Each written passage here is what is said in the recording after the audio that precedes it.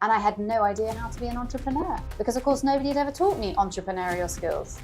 I grew up in the corporate world, and as you know, corporate versus entrepreneur, this is a whole different set of skill sets. A lot of people are not even coming to office. They work from home, from remote locations. Yeah.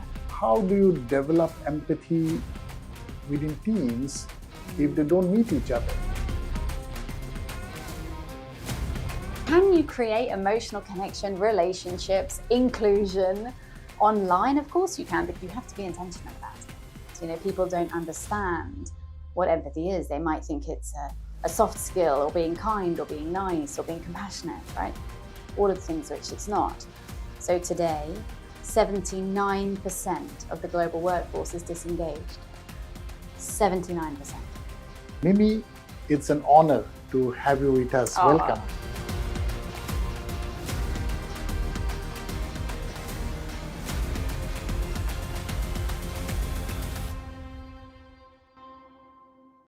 Hello, I am Presenjit, co-founder and CEO at Great Manager Institute. Welcome to one more episode of our podcast at Great Managers League podcast series. We have today a very special person whom we wanted to meet for a very long time. Mimi Nicklin is a globally recognized empathy advocate, best-selling author of Empathy at Work, founder of Empathy Everywhere, and a sought-after leadership consultant. She has over 20 years of experience. She has trained about over 20,000 professionals globally. And Mimi, it's an honor to have you with us. Oh, welcome. Thank you very much for having me. It's a pleasure. I'm so happy we can do it. I'm sure our viewers would be very keen to know a little bit more about you, Mimi. I was really confused looking at your biodata, from a rural England background to London, to Cape Town, Dubai, Singapore, everywhere, Malaysia. Now, yes. Tell us all about your journey. Yes, well, I am British. So I was born in the UK, but I left in my late teens, really, or just after university. And I never went back, Presenjit. So I have been in Asia for nearly 20 years. And Asia and the Gulf, I would say. So I do a lot of work also into the Gulf. And this is where my soul is. When people ask me, about my sort of British background, I always say, well, the only thing about me that's British really is my passport, because my entire career has been in the East. Lots of work in India since I was very young. So this is my home, really. And to be honest, I don't even really visit Europe. I very rarely go because my life is on this side of the world. So, but you're right. I've lived in Singapore, I've lived in Hong Kong, Dubai, Sri Lanka, Colombo, across South Africa for a large chunk of that time. And now I'm based in Malaysia. So definitely I've seen lots of Asia, but never India. So maybe I need to come to Mumbai next. Oh wow, there's lots to see in India. I can tell you that, and of course, every country needs empathy. So India is no exception. And but before we get into empathy everywhere, yes, tell us a little bit about your professional career and where did you start?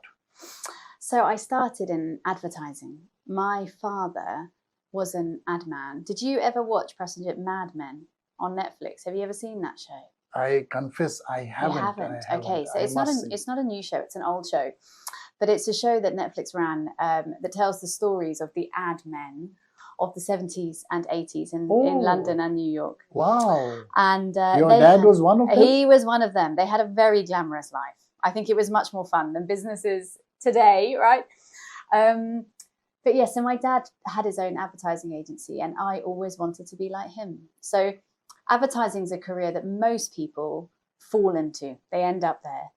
But for me, from 12 years old, I knew exactly I wanted to be like my dad, So yes, I went into advertising from my first job and I stayed there for my entire corporate career until I started doing this work about 4 years ago now, when life changed, actually, everything changed. But until then, I worked all around Asia, predominantly with Procter & Gamble brands, a little bit of healthcare with GlaxoSmithKline. I worked on some amazing brands outside of FMCG, some car brands, some lifestyle, some fashion. And eventually life had another plan. But it was a wonderful career. People always ask me, did you run away from the corporate world? But no, I loved the corporate. I loved my work. It wasn't an escape plan.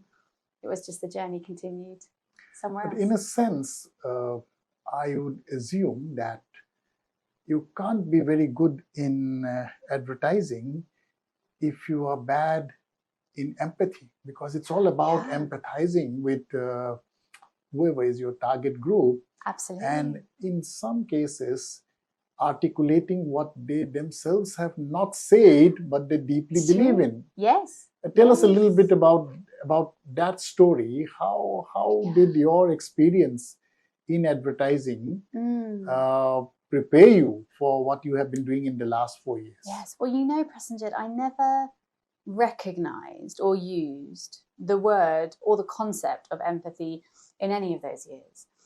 It wasn't until around 2018 that I kind of discovered the role of empathy in leadership and our world at large. But you're absolutely right. We were using the skill set for the entire time. We just hadn't put a name to it. And that is often the case, to be honest. When I work with leaders here in Mumbai, everywhere, wherever I am, the barrier to being able to embrace this superpower, which drives up profit and productivity and performance and everything you need, is a misunderstanding of what it is. People don't understand what empathy is. They might think it's a soft skill, or being kind, or being nice, or being compassionate, right? All of the things which it's not. In advertising, we would talk about things like insight, like you're just talking about, right? Consumer insight, or being able to understand others, or stand in the shoes of the customer or the buyer. That is empathy, the ability to perspective take. And of course, in the end, if you don't understand your buyers, whether you're B2B or B2C, how could you sell to them, right? So all the best entrepreneurs know their customers. So yes, you're absolutely right. They're using empathy all the time. It's just that we don't always know the name for the skill set that we're using. Yes, and it would be also interesting for you to help us understand, because many advertising firms are not necessarily known for empathy within the firms themselves. And it's rather cutthroat and so on and so forth in professional services in many cases.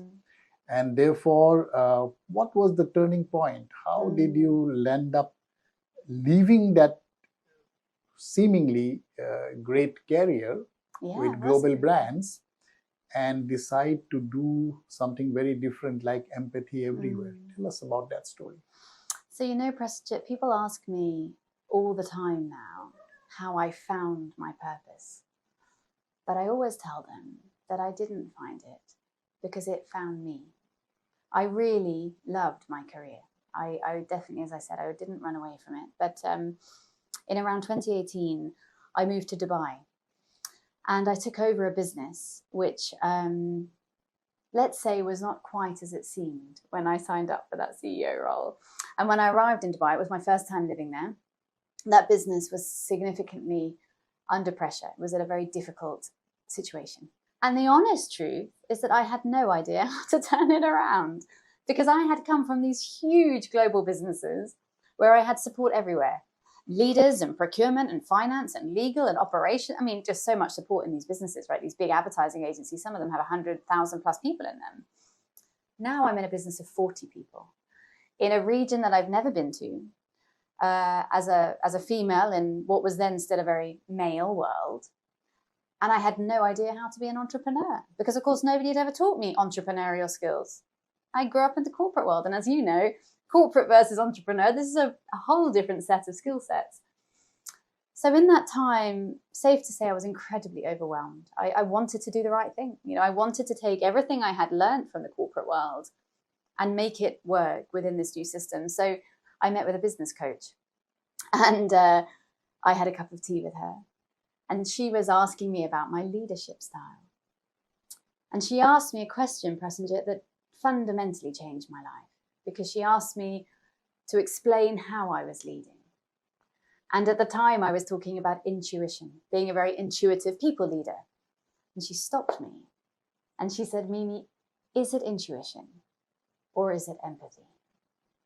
And at the time, I remember thinking, no, it's not. I mean, what's empathy got to do with the workplace? I just told you no one was using that word. But I went away and I started researching it, and I discovered something called the empathy deficit, which was actually coined by Barack Obama in 2006. And he stood up that day and he said to his audience, I know I'm supposed to be talking about our federal deficit, but I think we should talk about our empathy deficit. But we did nothing with it. That was nearly 20 years ago. Empathy is a pro-social skill set. It keeps us alive. Will it help you thrive at work? Absolutely. But without it, the human race can't survive. So it's a fundamental part of our shared humanity. And yet in 30 years, we have lost 48% of it. So I didn't feel like I had found an elephant in the room. I felt like I had found a mountain in the room in 2018 that nobody was talking about. And that maybe I should. So I did. I started to talk about it. Hold on for a moment Yes. and tell me if I got you right. You are saying empathy is a unique human trait. Yep. Or maybe I would agree 70-80%, though one has seen seemingly acts of empathy with animals as well. Okay, sometimes. Yeah. And you said something even more dramatic. You said in 30 years we lost 48% of it, with all the communication, with everyone being in touch with everyone else, with this conversation making its way to Instagram account of somebody, mine or yours or somebody else in the next 5 minutes. You are saying we are actually losing empathy rather than gaining empathy? Absolutely. Substantiate that. Yeah. So that data, specifically that figure, comes from the University of Michigan. And that data came over a 30-year study, because it's 30-year data, where they were tracking empathy levels in graduates over 30 years to look at pro-social behavior and their ability to understand others. And fundamentally what happened over those 30 years is that we became more and more individualistic, more and more isolated. Now, I'm not an economist, but I would assume that you could track that very closely to capitalism. So a lot of what I talk about is the balance between humanism and capitalism. We all need to make money. We're sitting today in a phenomenal corporate office. The people around us, they all want to make money. They're here to make money, and so they should. But we need to do that in a way that sustains our people, because they are the ones making the money, right? They are the human force behind our ability to grow. So we need to reconnect our world, which is why for me, my mission is to reconnect 1 million people by 2028. And a lot of that is via the corporate world, by working with teams like yours, to say, how do we remind people of the power of connection? Because you were born knowing this. We forget. It's a skill set. We forget to use it. We get out of practice. At Great Manager Institute, when we work with managers, and we have worked with about 100,000 of them so far, there is a very simple formula for a manager. It's called connect, develop, inspire. Nothing can happen without the connect. Yes, absolutely. Where you build trust. And when you see something not happening in develop and inspire, you have to go back to connect. I couldn't agree more. I love that. We can be friends forever now. Our models are the same. Amazing. So therefore, it is understood that humans have this unique ability. You can call it maybe thanks to the prefrontal cortex of being able to put oneself in the other person's shoes, understand the feelings and emotions of other people.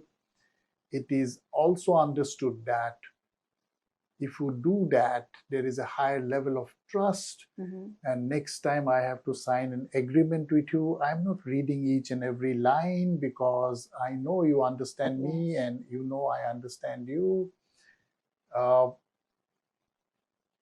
There are obvious business benefits. On the other hand, there is this dog eat dog kind of environment. survival of the fittest,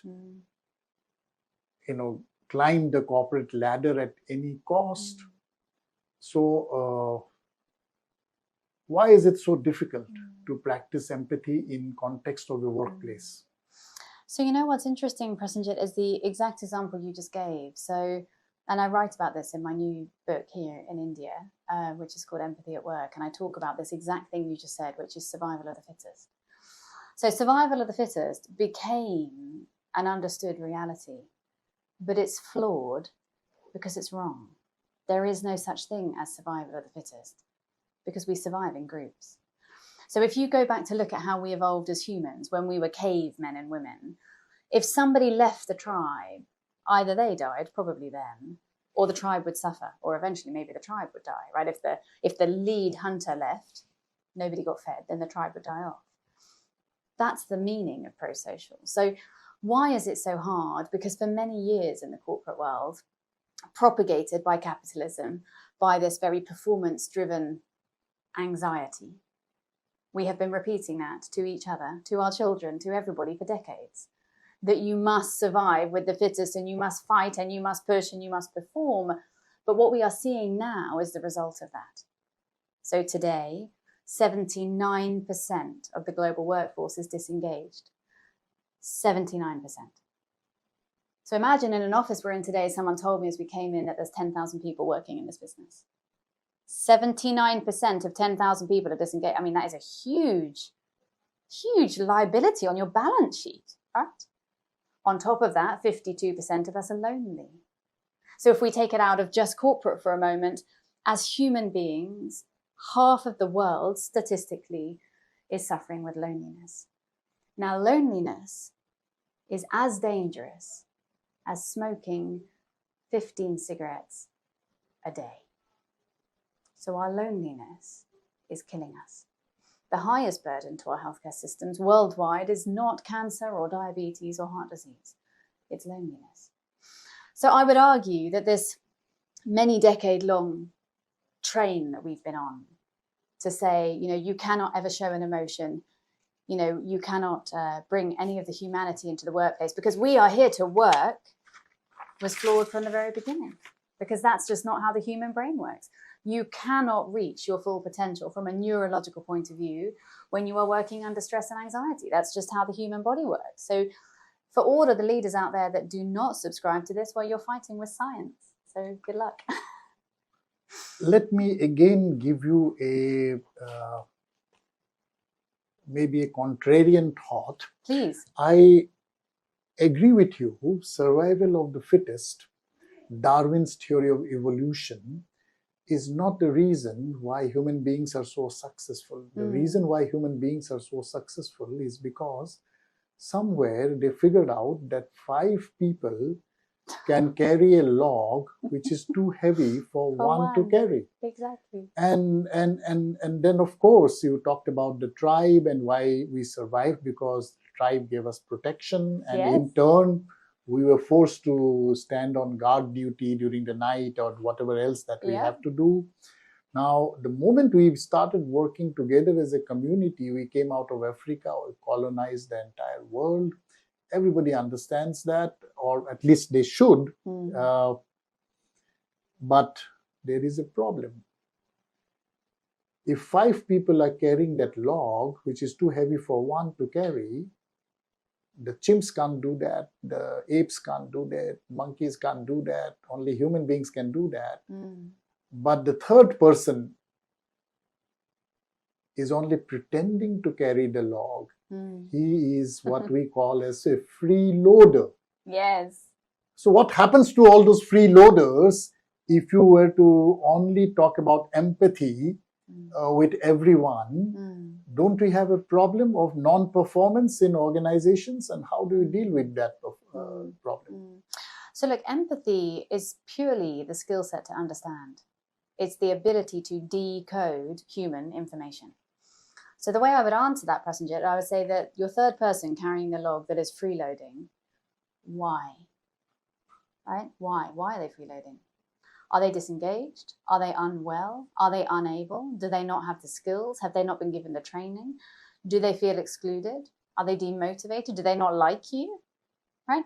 There will be a reason, because all human behavior is driven by a reason. And actually, all motivation is relational, right? So for all human beings, our motivation is relational. We do things as part of our relationships with others, right? To make somebody proud. Maybe that might be us and how we see ourselves in our teams.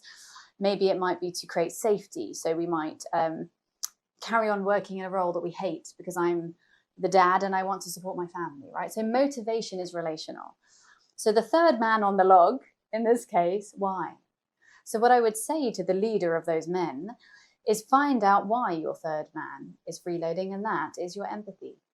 You don't have to be nice to be empathetic. There's nothing nice about empathy. Empathy is simply the skill set of understanding, which is why you will find it deeply embedded into the FBI. And for example, the FBI's models of driving motivational change in hostage situations, right? Why is this man holding up a bank? Why has he taken hostages? Why is he threatening to kill people? When the army goes to war, the army handbooks, for example, in the USA, teach all soldiers, it's mandatory to learn empathy before they go to a war zone. Now, they're not learning it to be nice to the villagers. They're learning it to understand their environment so that they can go to war and, win their war. Mm-hmm. This is a skill set. So whether it's the man carrying the log or it's a team in your organization, empathy is purely the ability to understand why they're performing that way and how they can perform differently. What you do with that information is entirely up to you. And why are we losing this skill set? Is capitalism the only thing to blame, or what else is happening here, in your opinion? So we have two great challenges. One is low time, and the other is high stress.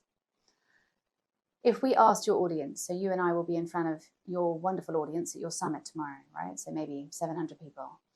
If we ask those 700 people to put their hand up, if in their lives they have not enough time and too much stress, 90% are going to say yes. Because that is the world that we have created for ourselves, especially when you're in cities like Mumbai, right? Busy, busy, busy, life, meeting, meeting, meeting. Any skill set needs some level of attention. But if you are too busy running around under high levels of stress, the way your brain responds, it's called the fight or flight response, but the way that the brain responds is that it removes energy, blood, oxygen, from the parts of the brain that allow you mentioned it earlier, to use the prefrontal cortex. To take away the science, fundamentally, when you don't have enough time and you're too stressed, you are not able to put yourself in the shoes of others, to take evidence, to study, to understand, to use your curiosity, and fundamentally, to listen. The work I am doing, yes, it's to create more understanding of empathy, but the delivery of that is listening. We are terrible listeners. Not you, you're a great listener. And in essence, what that means is that if you're not able to listen to your colleagues, they're not able to listen to those in the front line, they don't listen to the customers. Absolutely. And that's how you kill your business. Yes, I mean, NPS scores, so Net Promoter Scores, which of course measure customer loyalty, jump by nearly 20 points when the organization has high levels of empathy internally. So when you make an effort to understand your staff, and let me be very clear again, this is not about being nice to them. You can be nice. It's not about being nice. It's simply about understanding.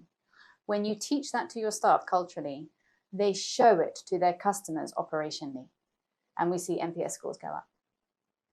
So you make more money. 23% actually. 23% higher profits in organizations that embed empathy into culture. There is another compelling reason, and I would love to know from you that is that something which the corporate world really cares about?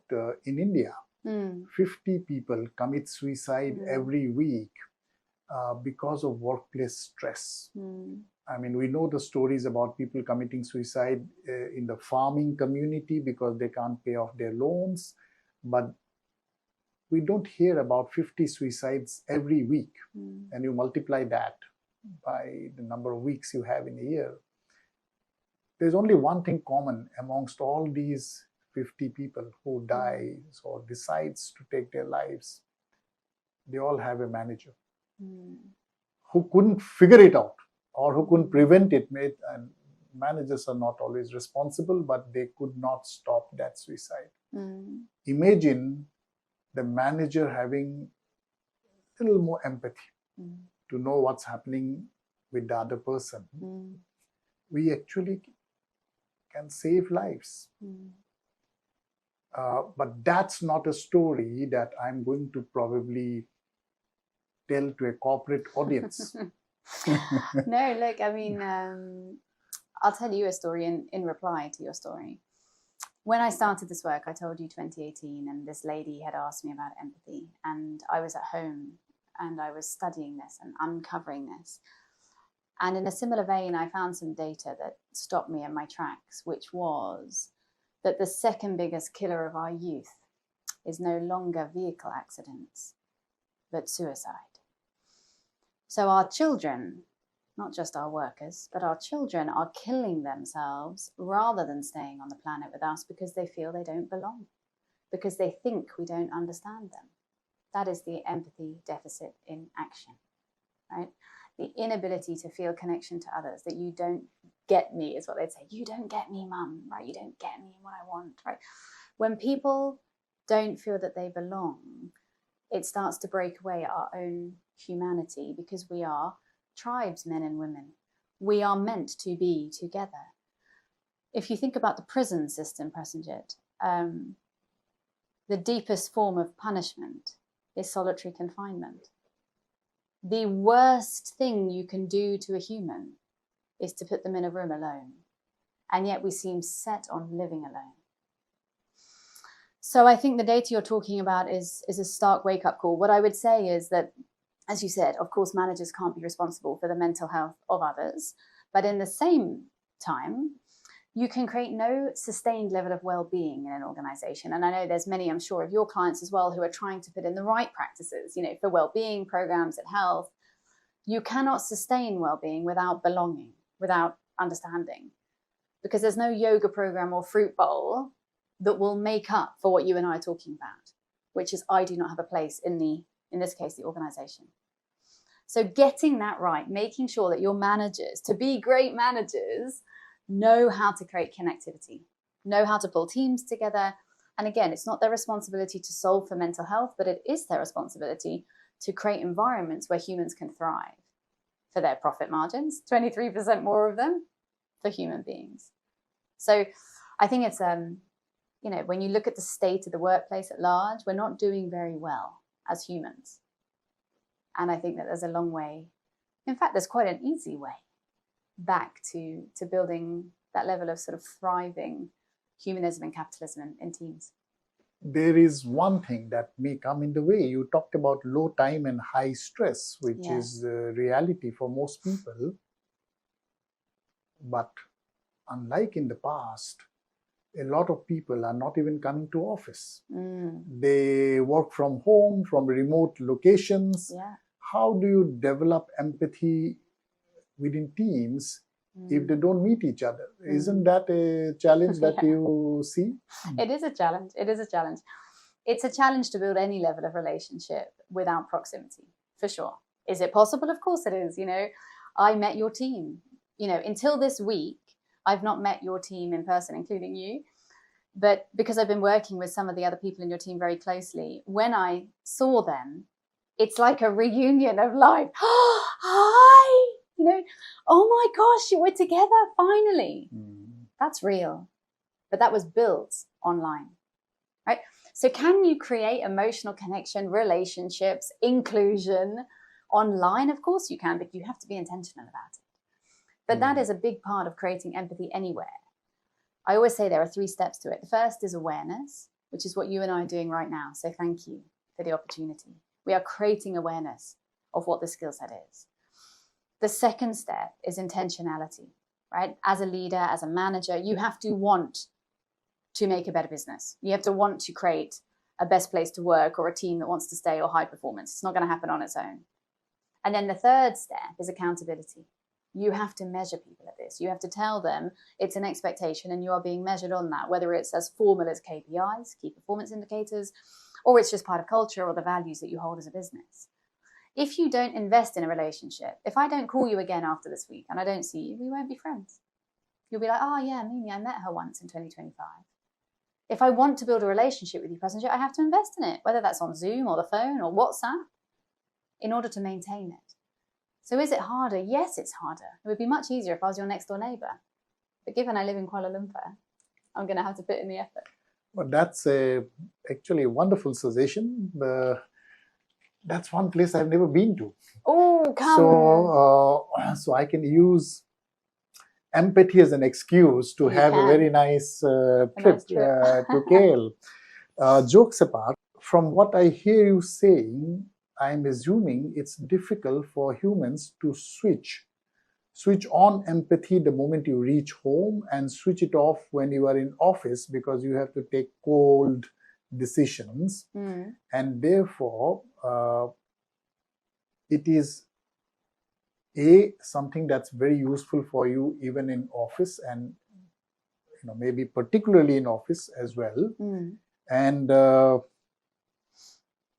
I'm just curious, no leader wakes up in the morning saying to herself or himself that it's a beautiful day, let me go and make people miserable by not showing any empathy.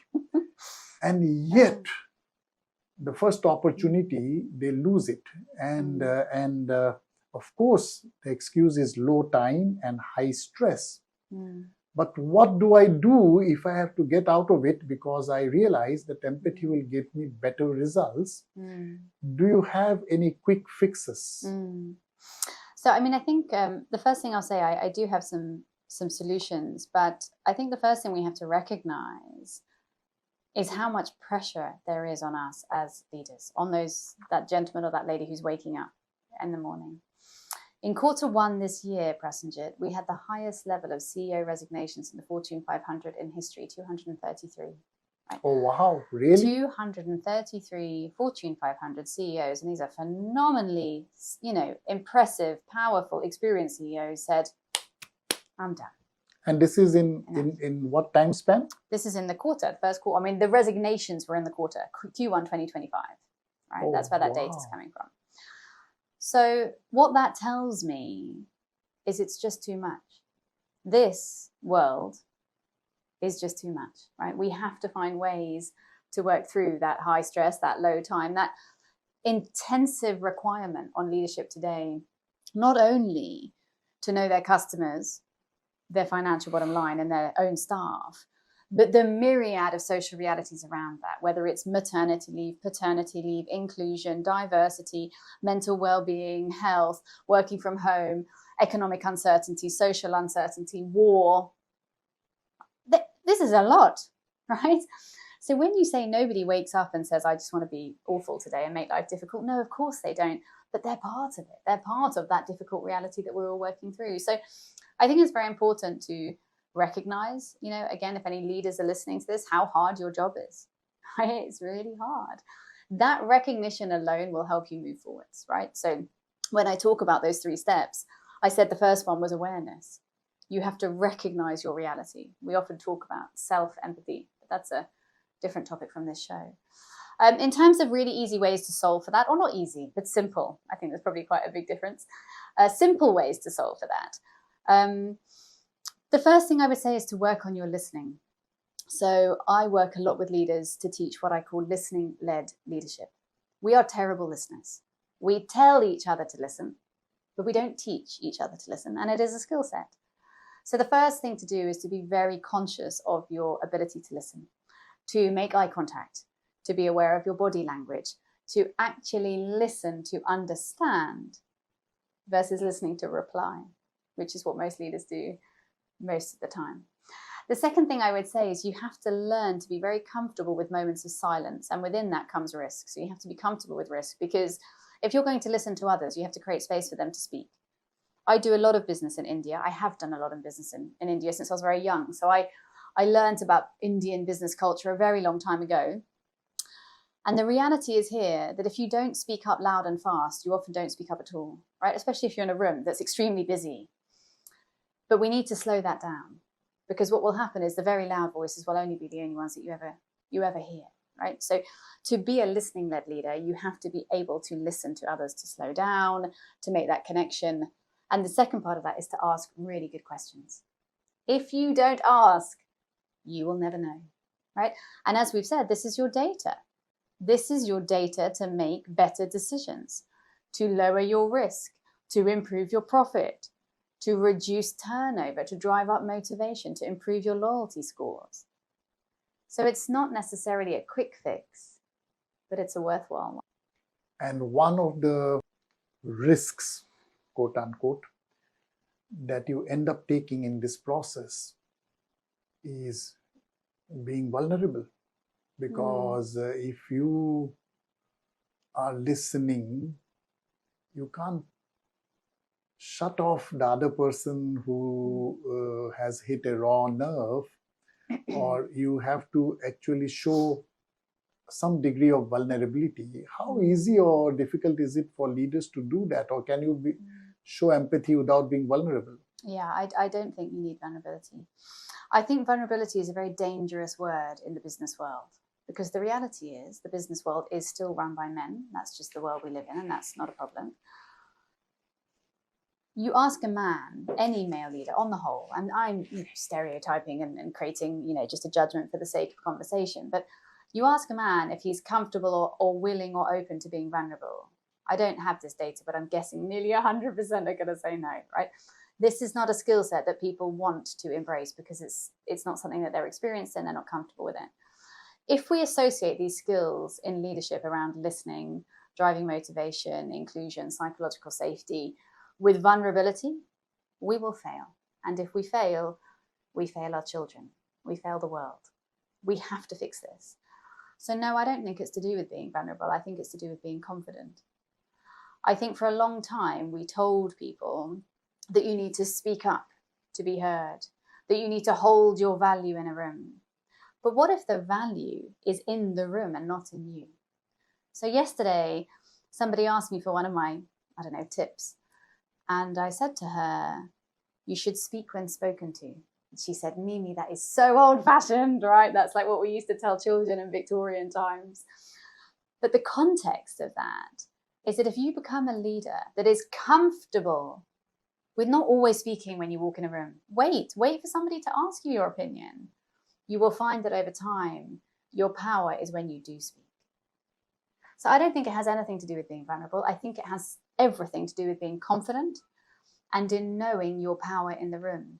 Speak when spoken to, or speak when it's your opportunity to speak, but you don't have to speak the rest of the time. You don't need to be vulnerable to listen to other people. You just need to be. But you do need to be confident to sometimes say, I don't know. Absolutely. Yeah, but that's also confidence, right? That's also confidence to say, do you know what? I'm a really good leader, but I don't know the answer.